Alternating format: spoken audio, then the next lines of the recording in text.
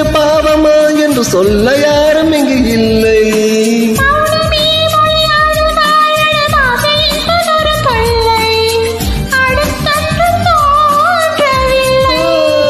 வெண்ணிலா நீராற்றிலே இன்னும் மீண்டு பார்த்தவர்கள் இல்லை.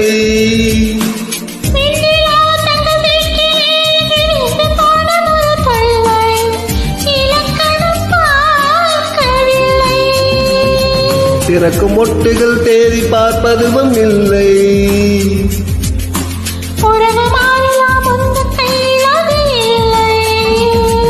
ஒரு நீரோடை மீனுக்கு கரை மேலாசை வந்தது, இனி என்ன